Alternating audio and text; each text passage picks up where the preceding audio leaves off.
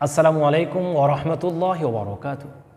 আজকে অতীব গুরুত্বপূর্ণ একটি বিষয় নিয়ে কথা বলছি, যেটা আমাদের বিশেষ করে মা বোনদের জন্য প্রয়োজন।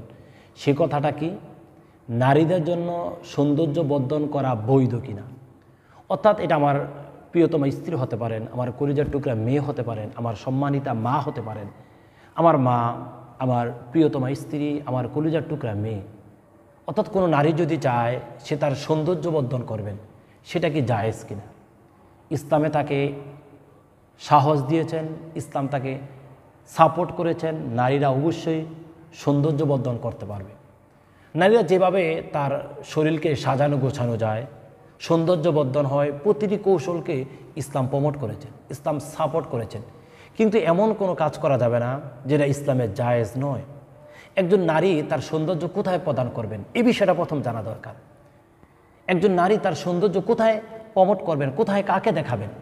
সে কি পরপুরুষকে তার সৌন্দর্য বর্ধন করে দেখাবেন? তার নর্মালি ভাইয়ের সামনে সৌন্দর্য বর্ধন করে দেখাবেন? নর্মালি বাসার মধ্যে সৌন্দর্য বর্ধন করে দেখাবেন? না। তাহলে তার সৌন্দর্য চর্চা করে সেটা কোথায় সে দেখাবে? সেটা হচ্ছে তার প্রিয় যিনি রয়েছেন, তার স্বামী যিনি রয়েছেন, তার সামনে। তার স্বামী যেভাবে তার সৌন্দর্যকে পছন্দ করে, সৌন্দর্য চর্চাকে যেভাবে পছন্দ করে, সেটা তার সামনে দেখাতে পারে। এটা ইসলাম জায়েজ করেছেন। ইসলাম এটাকে প্রতিটি নারীদের জন্য সাপোর্ট করেছেন। এই জন্য আমাদের মা বোনদেরকে বলবো, আপনার স্বামী যেভাবে চলন বলন ইসলামী কালচার অনুযায়ী পছন্দ করে, সেই রকম সকল সৌন্দর্য চর্চা আপনি করতে পারেন। তার বাহিরে আপনি সৌন্দর্য চর্চা করতে পারবেন না। যদি এটা আপনার দৃষ্টিপাত আলাদা থাকে, সেক্ষেত্রে আপনার জন্য জায়েজ নয়। আল্লাহ তাআলা আমাদের প্রতিটি নারীদেরকে দ্বীনের জন্য কবুল করুক।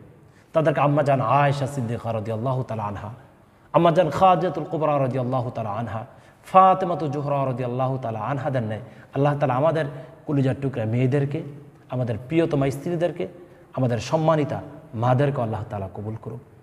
আল্লাহ তাআলা হযরত সুমাইয়া রাদিয়াল্লাহু তাআলা আনহা নেয় তাদেরকে সাহসী নারী হিসেবে কবুল করুক। আল্লাহুম্মা আমিন।